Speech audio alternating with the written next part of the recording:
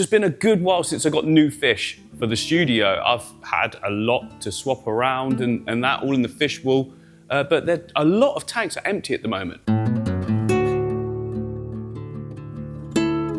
We've got this one empty, this one's empty, this one's empty, this one's empty. We've got a couple of empty ones down there. We've got an empty one here, and these fish and shrimp are coming out soon. So yeah, I've got so many tanks available. Now I spoke to Martin, who's manager at Maidenhead Aquatics, and I've got so many floating plants dotted around. I'm gonna bag them up, take them to the shop, and then we can have a look at what they've got in, do a nice swap. I mean, I want quite a few, so I might have to buy some as well, but not a problem. And just look at this lot on top of my rainbow fish tank.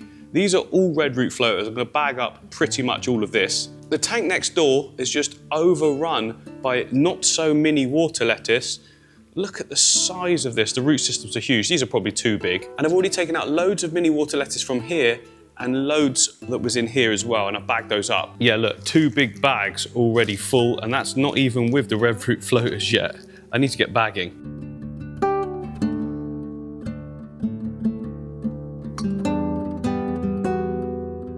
Oh, we have got quite the yield. That is all red root floaters. That is all mini water lettuce, with some being a little bit bigger. And that one's kind of a mix of the 2 from another tank. So they can sell that as a thing, I guess. And just like that, the rainbow tank has come back to life. I'm really, really pleased actually with how well this Java fern's doing, considering there's that many floating plants and I haven't fertilised this in ages. I always thought that my Javas died because I didn't fertilise enough, but I'm saying that there's a big substrate in this, and I stirred it all up massively recently when I pulled out a ton of the dwarf sand you can see at the back, so that would have put a ton of nutrients in the water. Yeah, that definitely explains it, because they are looking like some of the best mature Java ferns, compact and everything, that I've ever seen. Well, you know, in my own aquariums. And I think I'm gonna get some more friends for these rainbows as well when I'm there. I've got less now than I used to have. I mean, some would have been old age, and sometimes fish just are weaker than others, but these guys have been doing very well for a long time, so it'd be nice to add some more to the mix. Look at the 2 Bosmanis there. Awesome. So we've got all our packages. Let's get to the fish shop, see what fish they've got there. It's been so long, so hopefully got some cool stuff. I mean, I like my bread and butter things as well, so we'll just have a look. I'm talking like nano fish, and I really, really want some cichlids as well. Not sure what kind yet. We'll just see when we get there.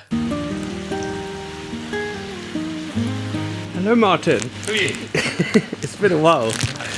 I come bearing floating plants. Legend, thank you very much. 5 big bags there, so we got like... Owen nearly cried this morning when I told him that you were coming in with the slot. Why? Because we need or something, so... Perfect. It's been a while actually, yeah. So... This is weird, it feels weird. I'm looking forward to seeing any changes. Has there been changes? One quite big one, which you might have already seen by looking through the front door and looking down through the length. I haven't actually looked, literally haven't looked at anything yet. So... there's people here. There is people here, yeah. We'll walk that way and you'll see it on the way. Okay, cool. Oh my goodness. It looks weird. Is this what we would... Ah! So this was what I said about in my message of we might have a bit of a project. Obviously, sadly, Buster passed away 7, maybe 8 months ago. Right. Might not have even been that long, actually. How old was Buster? He was like 14 or something. He was 11 years old. Oh, 11. Yeah, so from a boo puffer, that's really about as long as they get. I mean, average age, you're normally looking sort of 8 to 9 years old, so he was already well past that. Really? He had a really good life. He was an epic character. You couldn't really fault him. But yeah, losing him was a catalyst for us starting to look at getting this tank redone. We ran into one slight issue. You can kind of see that there's water sat in between the 2 panes on the double base down here. So it was a case of identifying what that was, which it turns out that there was a really, really nice crack that runs in the base from where you can see the 3 white pipes at the back. Yeah. The left-hand pipe pretty much runs from in line with the left-hand pipe, comes forward, arcs around that central intake, and then shoots straight off to the side there. What, where you've siliconed? So where I've siliconed those panes of glass over the top of it to give it a bit of support, it's straight underneath all of that. Have you tested since? No, not yet. So has that crack been there for like ever? So this is the thing we don't know. I know from years gone by, having conversations with Matt and Ali over the years, where I've siliconed another plate over the top at the back there on the bracing bar. There was a crack there from pretty much day one. Yeah. And whether just that crack being there is what caused that crack to form, we don't know. It's always been under sand, so we've never seen it. But surely you noticed water dripping somewhere?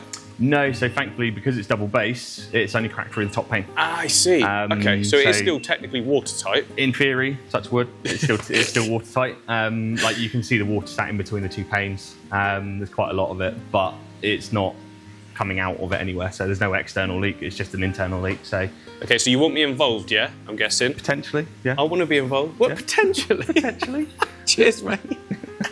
What's the plan? What are you thinking? So I want to do kind of similar to what we did with the 8-foot in terms of planting and keeping big groups of smaller stuff in a way that if someone wanted to replicate it in a home aquarium, they can do, or just on a smaller scale. Yeah. So obviously when you look at this tank holds 2,500 litres worth massive. of water. Like the camera does this weird thing, but like in real life, stand like right up against it, Martin. So like, if you want dimensions, it is 8 foot. It's 8 foot by 5 foot by 2 foot top to bottom. Wow. So yeah, 2,500 litres worth of water. So it's like my 8 foot, but like way, way deeper. Yeah. The 8 foot that we've got at the front that you and Matt obviously scaped a couple of years ago. Yeah. It's essentially... Was that a couple of years ago? Yeah. Crikey. But yeah, essentially, if you took 2 of them, led them both on either their front or back pane, and put them side to side, that's the size of that tank. What a project. Are we going to theme it, fish theme, like that one was African? Are we going to... Yeah, so I want to go South American. Cool. Yes. The South American continent is really what takes my fancy. That'd be awesome. And we can come right out the top as well, can't we? Certainly can. Like we could just make a whole jungle at the top, and then just like... Obviously, historically, it's gone now, but we used to have a single kessel suspended up over the top of it. Yeah. I've got a pair of kessels sat in the office that we just need some transformers for, so I just need to get them on order. And then I want to build a bit of a framework up over the top, so we've almost got like a pagoda, a pergola over the top. Suspend the lights from that, so it then means that we can grow plants out the top. Yes. A la the pothos and the basically, the I'm into that now as well. Like most of my studio is everything crying at the top. Yeah, just with some slightly more interesting things other than the bog standard stuff that people use like that. So allocaceas, colocaceas, maybe you're speaking foreign to me now. I know. Yeah. Some people will understand it. Yeah, definitely they will. Yeah, and then also because of the depth, we can have like high islands. Yep. So that you've got it in the front, the foreground as well. We've got a central intake that we're going to need to disguise. So yeah, we can do that easy. Oh, what a project! When are we looking to start? Tomorrow. I'll be totally honest, I have no idea. I'm going away for a week, but first before we do anything, you probably should fill it. Yeah, fill it to see if it's going to be watertight. I've already had the conversation with the bosses that if we fill it and it explodes, they are open to replacing it. It's just what we replace it with. It'd be like something you see at like a zoo, I reckon. Yep. And that's essentially my thinking. Like I want to get some lilies in there, get some lilies growing across the surface, hopefully get them flowering. Okay. Yeah. So fishes. Yep. What have you got in that you think I would like? So I've got about 6 1 foot 45 centimetre tanks available. Yeah. But I'm really interested in like Nano's fish, but also some cichlids as well. Like stuff Dwarf cichlid wise, we'll start this side because essentially we've got a section of one of our systems locked off the main system now. So this runs as its own little thing. Okay. We use this for shrimp. And then what we have been doing with it recently is pairing up various species of epistogrammas to go across the top row. I see. Ignore the top left-hand one because me and Owen looked at them this morning and it turns out they're both males. Oh, the epistos up here. Yeah, so this is Megaptera or Megaterra, depending on where you put the inflection on the second name. The male is the dominant male is absolutely stunning. He's stacked on a good amount of growth. He's got really good fin extensions. He's hiding. He's got good coloration coming out. But these guys, I've been trying to import them from the supplier that we use over in Colombia. Yeah. And they just will not ship them to me. They then suddenly turned up on a supplier that we use over in the Far East. Ordered 3 pairs, and hey presto, 3 pairs turned up. Ideal. These guys are Elizabeths.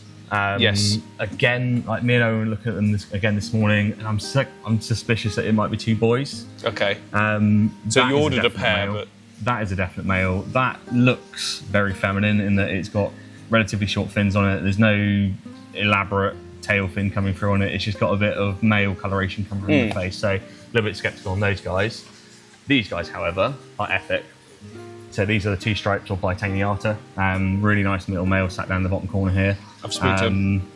Really nice female sat over the top of him at the moment. Oh yeah.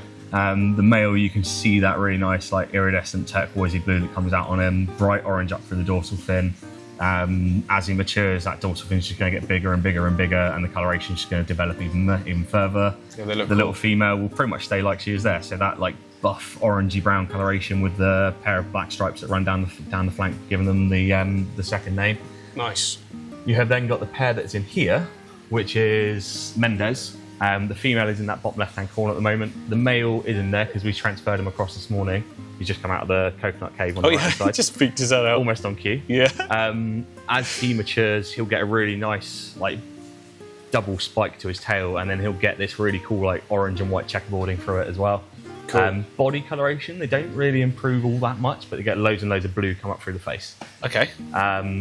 Yeah, I'm not so much nowadays like I used to be about it has to be big flashy colours, you know? Yep. I'm more interested in like Development. development and behaviour and interestingness, Yeah. you know, that kind of thing. When it comes to development and behaviour, you can't go that far wrong with epistogrammas. Yeah. They are obviously still a cichlid. They're just not quite as bolshy and punchy as you get with any of the sort of medium to large Southern and Central American stuff. So Okay, cool. that would be one thing to look at. So over here on the main fish wall, a lot of the time this is your bread and butter stuff, isn't it, Martin? Yeah, it's most of the bread and butter stuff. We're a little bit low at the moment, just we're waiting on a couple of deliveries coming in the next couple of weeks. But again, still on that epistogramma side of things, you've got the trifasciatas, which are these guys. There's a really nice little male just developing in the middle of the group there. So again, very, very blue down the body, a little bit of orangey red in the face, and then the dorsal fin, normally as it starts getting the coloration to it, comes out of yellow first. As he hits full maturity, it's probably going to be a bit of a swear word to some people, but like Liverpool and Manchester United red, it is that deeper coloration, and you can see the extension that you get on it. It's just epic. Really, really nice little female set down the bottom here. So again, as you tend to find with most of the epistos, females are generally going to be that sort of yellowy base coloration with a little bit of black banding that goes down. Yeah. Down through the body. Remember that, I've had them breeding before, not those particular ones, but yeah, you've always got the yellows, haven't you? Still on the epistogramma side of things, a little bit of an oddity and a little bit of a rarity. These guys are wild caught out of Peru. So we literally just import them as epistogramma species purple. From what I can see, they're from the Ortegae group. Really, really stunning little fish. I used to keep a pair of them at home, and my male did come out like metallic purple down his flanks. The Okay, so female these are was youngs, really, yeah? How long would you say for people so they know when they come to the shop? How long before they It get varies species to species. You do tend to find like once they're off of a shop system and they're in an aquarium where, when you look at a lot of epistos, they're generally going to be looking at going into a black water setting or a really like heavily jungle style planted tank. Yeah. Once they're in that sort of setting, in all honesty, you can be looking a month to 6 months before the male starts colouring up. Okay. The females, it varies individual female to individual female, to be honest. You can drop a female into an aquarium and it's almost like you've just flicked a switch and she comes out bright yellow straight away. Other times, very much like the males, you can find it can be anything up to about 6 months or so. But that male that's there is showing the sort of patterning that you expect to see on the boys. So they lose this horizontal black stripe. He's just shot off to the back. Yeah, there he is, just under the wood. They lose the horizontal black stripe and it comes out as a sort of series of black squares along the body. And then the coloration develops over the top of that. Cool. After those guys, we'll have a look on the Nano side. Yep. So I haven't got a good enough light working over the top of them at the moment, but in here there is a group of Hongshloi, which are these guys, who she is unfortunately just picking a casualty. Well, I mean, the great circle of life. Those guys, again, like I used to keep a pair of these guys at home. The males, bright yellow on the face, steel blue down through the back end of them, and then red across the belly, which gives them their common name. Yeah, so the males, you can see them there. Yeah, the males are generally looking at getting up to about 3 inches. The females normally get to about 1.5 inches to 2 inches. Those are the ones I bred before. Hongshloi, Yes. yeah? Yep. Yeah, you just use that name because it does. That is better, really, for consumers. I'm a nightmare. Across the top row is the Megaterras again, and Elizabeths. The next one really would probably be to look at something like the Ivanacara. Oh, wow. I remember I wanted you wanted a pair of these guys a while ago, and these were the infamous ones. Oh, mate, I think, I'd love to have those. Yeah. Because do proper black water setup, Yep. you know, that's what they love, isn't it? And you can get them breeding in it. Yeah, you certainly can. There's another couple of content creators that I follow on Instagram, and I watch a couple of their posts on like Reddit and things like that. And they've got pairs of these guys, and the coloration that you can get out of the males is outstanding. I think they just look awesome already, you know? Yeah, they're really, really interesting looking. Great body shape as well.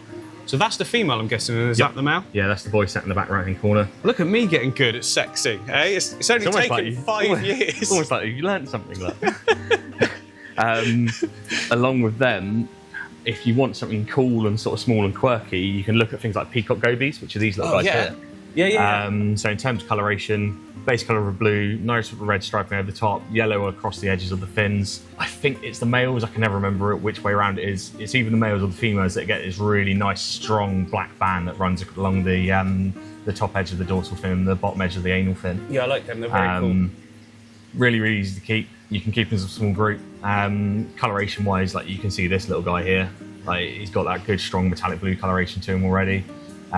What they're in with as well is a really good shout is if you're looking at a really nice sort of small shoaling fish, luminatus rainbows. Yeah, they're very when nice. they hit maturity, the male will be like a sort of terracotta base coloration with this electric blue stripe that runs over the top, and then bright yellow spots on the tips of his pectoral fins. Yes, I like that. I like that thinking and the grouping of them, actually. Yeah. Okay, so yeah, I'm getting some good ideas. You've got some cool Bettas in, I'm guessing, as well. Yeah, we've actually only got 3 on sale at the moment. I haven't flipped the labels around properly, but some really nice kois. There's only one supplier I use really for my fighters these days. This one's really nice. It's actually the same supplier our Discus come from. And it's just the range, the quality, and the size and the pricing that they come in at. Yeah, they look work great. really, really well. Have they been in long? Yes, depressingly. These guys have been in... When did they come in? What are we now? We're nearly September. So these guys would have come in sort of middle of May sort of time. Really? So they've been here... I've got my eye on you. What's that? 8 to 10 weeks. Okay, so good. they're really well settled. Yeah, we know that they're decent. You know. And the thing you tend to find with a lot of fighters, like this system's perfect for it, for us, in that you can actually see the individual character of each individual one. Yes. This is a great. I remember when I saw that you set this up, I come in straight away. I was like, wow, because with the little touches you've added as well, it just makes their own little mini environments, isn't it? Yeah, and like that was one aspect that we looked at it of. The way that you tend to see a lot of these set up is they're generally set up as a sort of fairly sterile environment. So it's bare bottom, no deck or anything in there, which, I mean, if you were having it set up there for a sort of fish show or something like that, is absolutely perfect. Or if you've got it there for breeding purposes, it's perfect because it means that you can keep everything a lot cleaner. You can see waste as it builds up. But yeah, part of our pet shop licensing these days is to make sure that what we're housing them in is an appropriate environment.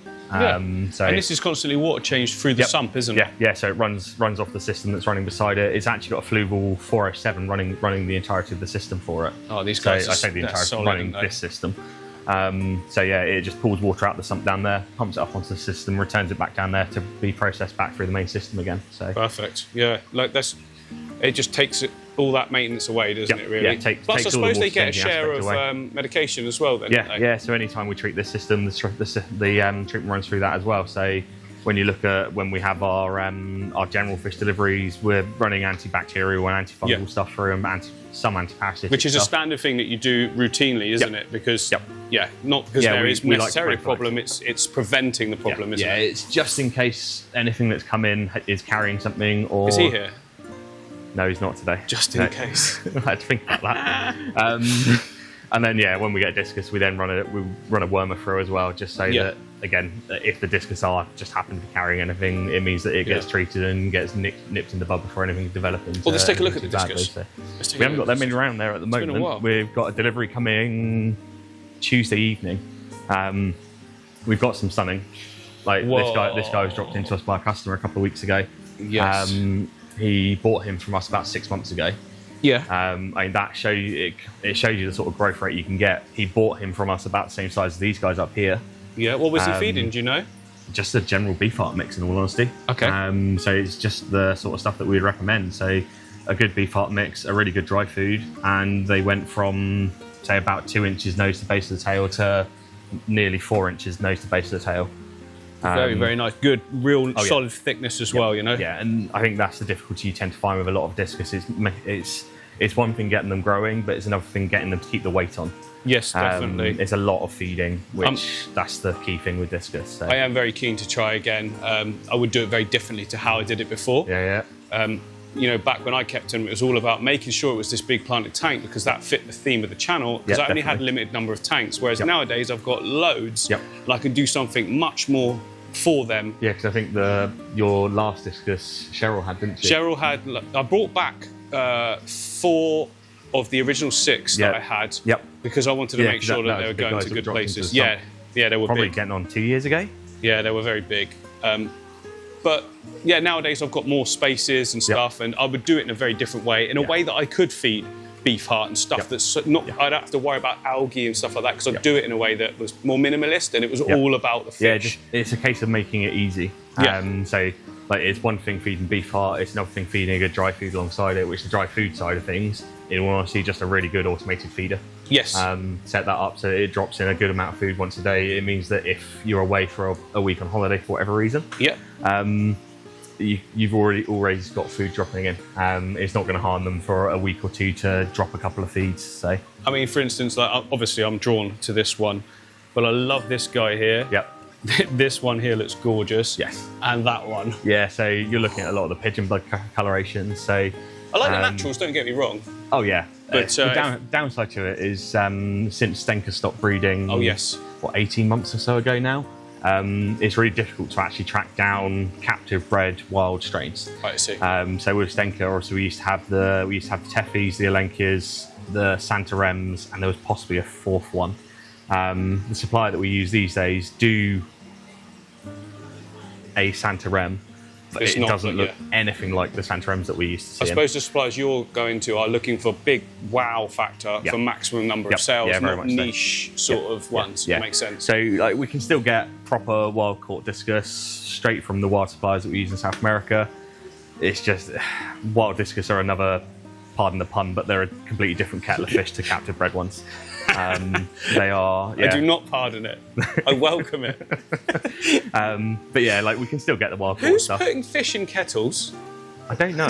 What does that even mean? I don't even know where that pun comes from, but yeah, it's well known. I've just spotted something very cool. Yeah. Oh wow. They've been here for absolutely ages. I need to do something. So, my puffers are doing absolutely fantastic. So I am good with puffers now. You know, my Amazon puffers. Yeah. And you know, they're gorgeous. Yeah. So yeah, these guys are shouted Dennies, so they're spotted Congos. The issue we've got with these guys is they settle down really, really well. We put them on sale. We sell one. That disrupts the hierarchy. They beat the living daylights out of each other for a week. They give themselves white spot. They recover from white spot. We put them on sale, and it's literally just rinse and repeat. So you're saying I need all of them? You would need the entire group of them. I can easily, definitely do that. I mean, a good 4 foot. I don't mind that because I love my other puffers, and I know like a good, like, heavily planted African themed tank with big rounded boulders and things like that. Yes, because I did the Amazon, like an Amazon forest, and then I could do the Congo version of. Yep. Oh, I want to do it. I want to do it. Okay, done. Because the tank behind my other Amazon puffers is not right this second. Yep. But can you save them for me? Yeah, certainly can. That's like wow. And then I'm pretty sure. You know, you'll get people asking, look at the size of this beast. Yeah. So, interestingly, these guys came in wild caught from the delivery that we had June last year. About 8 weeks after that delivery came in, we had a notification from some of our captive breeders that they can do captive bred shouted Dennies.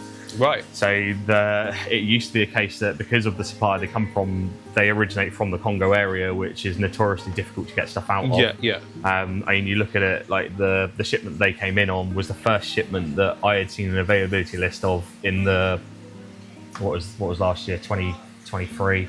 I've been involved in this shop here and about for 12 years. It's the first list that I'd seen available from that supplier. I love them. I love them. And we haven't had a list since. This one in particular, look at this chunk. So that's a really good female. Okay, so females are larger than males, more rounded. The females give you that really big rounded body shape. The males have got that bit more sort of straighter, longer body shape. Yeah. Cool. And there is a chance of spawning behaviour. We had a customer that bought a couple of males and a couple of females off of us. She had spawning behaviour within a week of them being in her home aquarium. Oh, it's going to be wicked. Yeah. I'm going to do it 100%. Martin's just said these guys are not on sale at the moment because, you know, they're just recovering from a little bit of white spot. because a fish was removed, and it, you know, causes the hierarchy to change, causes stress. When a fish is stressed, they're more susceptible to anything, well, literally anything, but particularly white spot. But it's all curable, it's all good. So it looks like it's going to me, and Martin's promised to save them for me. Yep. So I'm going to build the tank from first and keep them here, and then I can come and collect them. Oh, what a day that'll be. Yep. So a couple of weeks or so, I reckon. I'll make it my first project when I come back off holiday, for sure. But yeah, after that, I'm still on this side, like looking at... them. These are some of my favourites, the dual cichlids that we They had. are, yeah, they're absolutely stunning. They can be a bit of a nightmare. What, you mean with other fish, or? Yeah, so obviously we've got a group of 8 of these in that 8-foot display tank. Yeah. In there, they are absolutely fine. Yeah. But you're obviously looking at an 8-foot by 2-foot footprint. There's loads and loads of woodwork and loads of plants for them to escape each other. Pretty much every pair that we've sold to go into a home aquarium, they have beaten the living daylights out of everything else that's in there. Really? And then the male then turns on the female. Because of the lack of space, you reckon? Potentially the lack of space, yeah. I mean, when you look at it, you're looking at a really highly territorial species of cichlid that you do get some really good coloration. Like you look at that female that's on the right hand side of the tank at the moment, and she's got that really bright orangey red coloration, the dark black through the fins, and then the metallic blue spotting. Once you get them settled in, they stake claim to an area of territory, and that territory, if anything that they think is going to affect their method of maintaining that area of territory, gets dealt with in a very swift and short manner, shall we say. And aggressive, I'm guessing. Yeah, very much so. It's something you find with a lot of the dual family. There's some species that are a little bit calmer than others. There's some that, in all honesty, you wouldn't even be able to keep that many of them in a tank together. You'd almost have a single. Yeah. And they're one of the species that get slightly bigger. But thankfully, we don't tend to see them on availability list these days. So that's an absolute win. Makes my life easier because I don't have to keep looking at it. These. Okay, so I'm taps. just building an Amazon tank. Cool. And my first fish have gone in all the nano ones. Yeah. And I'm just waiting till I come back from holiday to add all my bigger fish. So I've got some really nice big angels now that are grown up from babies. Yep. I've got some really nice keyhole cichlids as well. Wonderful, yeah. Keyholes are one of my favourite fish. I love them. They were the first cichlid I ever kept when I got into fish keeping. Massively understated. Oh, yeah. But when you get a nice group of them in a big tank, and they're just so gentle, and they seem like all the other fish seem to see them as no threat, and they all just get along. No, like the last time I kept them, I had them in a 450 litre 5-foot tank, which was my jungle planted discus tank. I had a group of 8 of them. They got up to like 3 or 4 inches. I had spawning behaviour out of them, just never got any eggs. Okay. But yeah, they're fantastic fish. Yeah, I've not seen any eggs yet, but mine is probably reaching maturity now. Yeah. So that makes sense. Yeah. But this could be a good shout. Geophagus, if you want that slightly larger cichlid that generally isn't going to cause too much grief with anyone else in an aquarium, they're absolutely perfect for it. They're generally really calm, really peaceful. But they are earth eaters, aren't they? They are, yeah. So that's going to just destroy big open expanse of just plain sand, pretty much. Yeah. Okay, so that's not going to work because mine's full on fertilised underneath the sand, and it would be like a brown mess. Yeah, they would very quickly pull any fertiliser out of that substrate. I will do something for them one day because there's one fish on my list that I've never had, but it has to be for them, doesn't it? Not specifically the redhead taps, these guys, but that is. I want a member of that family to go into that display tank. Okay. I've got a couple of ideas of what I want, and it's just finally pinning it down as to exactly which one I go for. Nice. But yeah, like the Geophagus family, there's so many different species of it, and especially in like this group, you've got the Suriname group. There's about 20 different species amongst it, and it's just coloration differences and size differences and area locations that they come from that dictate as to which species it's going to be. So nice. I think I've got to film the 8-foot as well, Martin, whilst we're here. Yeah. This, like we say, set up 2 years ago now. That I can't do anything about the reflections, but look at the size of these tetra now. Yeah. The longfin Alestes and the Congos have really grown in. They are massive. Like they were literally this big when we put them in. They're absolutely tiny. Yeah. And the Congos, look at the fins. Yeah. There's some really good males in there. You tend to find, I think there's a couple of really dominant males. Like there's a boy up in that top right-hand corner that's got a big group of females with him. And then there's all the sort of subordinate males that hang off on the left-hand side. Yeah, there's a nice group at the back here. They look so good. I mean, I need more fish in my 8-foot. But mine, well, when a big fish are in, and that'll be cool. But definitely. I will come back as well for additions, some cool additions. So anything Amazon that you think comes in that will suit. Yeah. It's probably of a big size like say something like that, Yep. I'll quarantine it first, because I have made the mistake with my angels before of just mixing them very quickly and it didn't go well. But yeah, you can find it. You can find it's really hit and miss. Some people get away with the entirety of their life never having a quarantine aquarium. Yeah. Everyone that is 100% sure on what they're doing will always quarantine. But it's one of those of a lot of people just won't have the space for it, which you then generally tend to find it's then down on each individual shop to ensure that they quarantine and treat everything as much as physically possible. Yeah, so then when you get it back, sure. it's reducing any chances of passing on exactly to your that. prize fish. And that, which is why you guys have a slightly higher pricing. It's because all the fish have been treated, and that costs money, and they've been fed, and you know. But yeah. Martin's just sorting me an assortment of rainbow fish. There's so many different varieties here. Will you be able to message me the types? Yeah, definitely. Cool. Yeah, there's some really quite odd ones, like the Susie Creeks, the Mayardo Village, the Liskin Creeks and the Fletcher Creeks. I think the Fletchers we just said were probably a little bit on the small side. Some of them, but they're all quite rare, different species that, like, there's only one supplier that we get access to that can supply them to us. And then there's a couple of slightly more common ones, like the blue that I'm just grabbing out here. There's a yellow in the tank below. I know that picked her up on that top row. There's that stunning little male up there. He's got the red coming from his tail already. This chap here. Yeah. Once he gets big, like he'll get about sort of 4 inches fully grown. Like most of the other Melanitania family, they'll get that really sort of disc-shaped body to them as they start maturing. So. And we were just saying it's always a hard sell for rainbows, because when you see them in here, they look nothing like the rainbows in my tank, just because they don't colour up unless they're really comfortable. And it's never going to be the case in sort of sales tanks that they're, you know, in their proper environment. Right, so we've had a really good look around. I'm going to pick out some stuff now with Martin, and then I'll show you the fish that I chose back at the studio. Okay, we're back. We have fish. Now, first things first, I want to get the new rainbows in. Now, I know some of you are not going to like what I'm about to do, and that is just open the bags with the fish in and put the water in.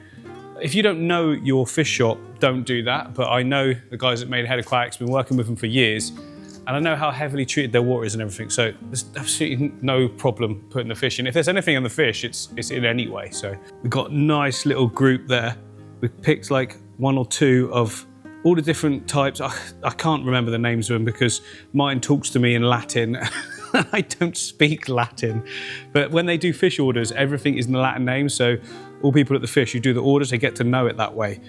But yeah, look, all of my current rainbows are very interested there. I'm gonna get them straight in. The temperatures are all good anyway because it's a warm day. It's gonna be like no temperature degree difference in it, so I can put them straight in, which is cool because it's I want to see how well they behave straight away with the old fish. Now, will they go and hide? Oh, these scissors are so bad. Hang on, there we go. Yeah, will the fish go and hide, or will they feel comfortable straight away? Because we've already got rainbows in there that are very, very settled, it's going to be interesting. Okay, guys, welcome to your new home. Ooh. Oh, yes, I mean, they're not coloured up at all yet, but they will be shortly.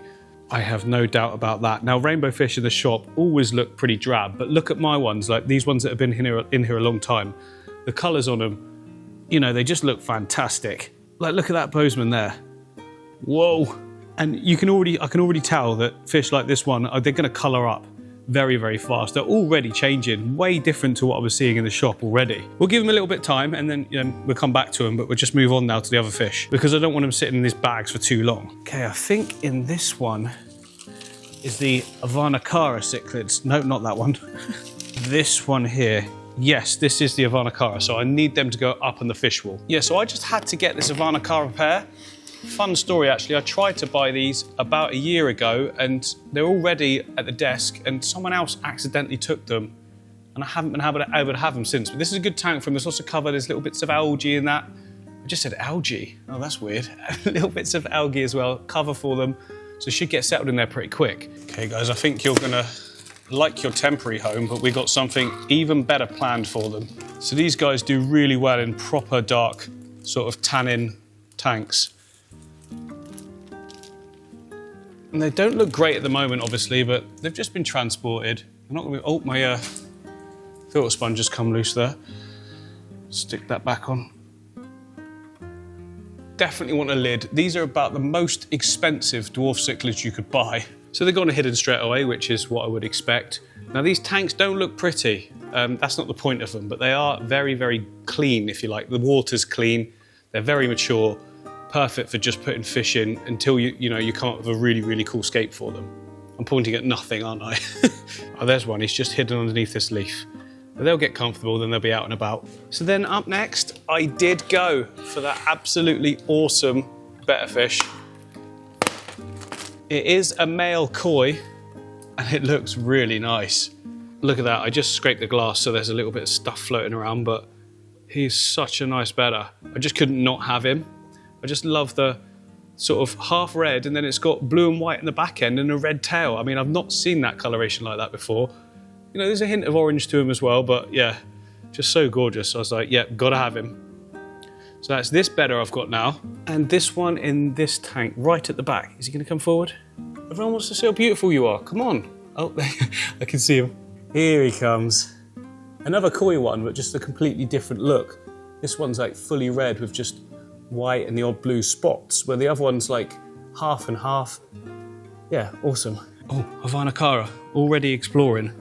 They were both out just then. I walked towards the tank and one of them darted and hid. That's good to see. I'm not going to touch the algae. I don't want to mess up the tank. It's fine as it is. You know, in the real life situations where these fish will be living, this is exactly the sort of conditions they would be in. So it's absolutely perfect for them. Seems to be settling in really well. I'm not spooked by me being here, and obviously my voice causes vibrations and everything, but awesome. Oh, they're both there actually, the male and the female. That's the male in the front.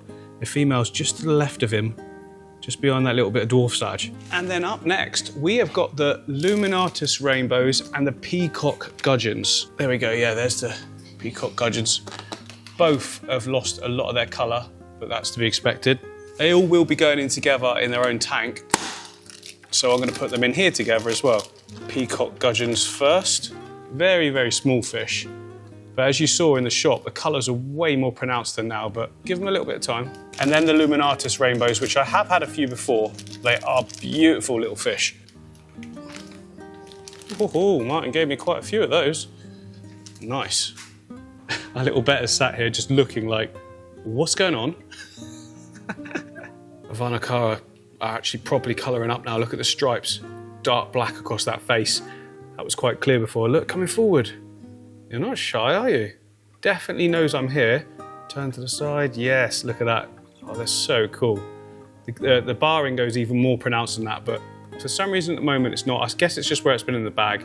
But come tomorrow, I reckon they're going to be looking completely different. As with the gudgeons and the rainbows as well.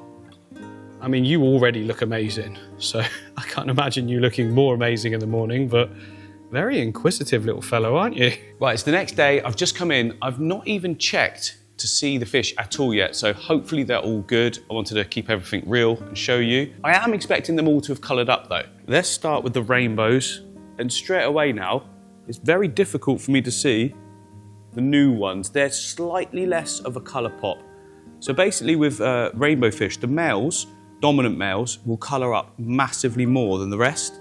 So given that the new fish have just gone in, you can see there, look, there's less pronunciation of the colours, if you know what I mean. They still look good, they still look miles better than they were in the shop for sure. You know, you've got the barring, you've got the colours on the back of the fins as well. Take this one for instance, look at the back of the fins. Ah, there you go.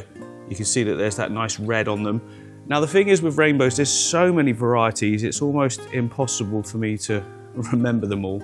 Obviously, I always remember the Bosemani, which is this one here. And then we got the Madagascar, which is actually the boss of the tank. Seems to be coping quite well at the moment with the new additions. Normally he's over here on his own and everyone sort of stays away because he sort of swims up to him. There's no nipping and things like that. It's just more like keeping his own area. But what it looks like now is the hierarchy will be reset because there's so many new fish. But really pleased with that. They're only going to get better and better as well. Still got quite a few floating plants actually. I thought there was less than that, but they've all collected in one area. So I'll take some more of those out soon and take them back to the shop. But yeah, really pleased with this. There's a good number here now. To be honest, it could handle quite a few more. And I think next time I go there, I'll pick out some more as well. We've still got the cories as well though. Look, we've still got the Venezuelan cories, and there's this big skunk cory at the back there. There's quite a few skunk cories in here actually. Most of the time they stay around the back area. There's one in the middle, look, coming through as well. So yeah, really nice tank this. It's settled in so well. I don't get any algae on it, maybe a little bit on the glass, but yeah, really impressed with that Java fern as well. It's going from strength to strength. Look at this I've never seen my Bosemani this sort of vibrant with colours in terms of the darkness, but also the brightness of the orange as well, and that blue in the front. Yeah, he's very happy right now with his new friends. And over on the fish pool, here we are, the Avanacara right at the front here, look. Oh, but look at that, there we go. Now they're fully coloured. That barring looks so nice. Male and female, they're so happy. I thought they were more shy than this, so I'm very pleased to be able to be right up to the tank here, talking, camera in their face, and they're not bothered at all. I think they like this environment. I mean, it's very natural. I mean, that amount of algae you see in there is very, very common in rivers and things. So yeah, they're well comfy in here, but I'm gonna make something even better for sure. This is literally just their holding tank. The rainbows in here, I guess we call them mini rainbows in here, and the gudgeons. There we go, they're coloring up really well as well. Everything's looking perfect. No casualties. Sometimes you can get that when you get a big group of fish. One maybe didn't do too well with stress or whatever, but yeah, everyone is all good. And then next door, as if there was any doubt, our new Betta fish here, new koi, looking fantastic. Look at that, he's kind of flaring right now. He's very interested in the tank next to him as well. Beautiful fish. So that's everyone completely healthy, as you'd expect, to be honest. They're all mature tanks. So there we go then, some nice new groups of fish for future projects. I've still got quite a few empty tanks actually, so I'm going to be going back to the shop very shortly to get even more. I love having them all nowadays, putting them on the wall and being able to watch them for a little while, coming up with the new plans, making sure they're all good as well. So far so good. See you on the next one.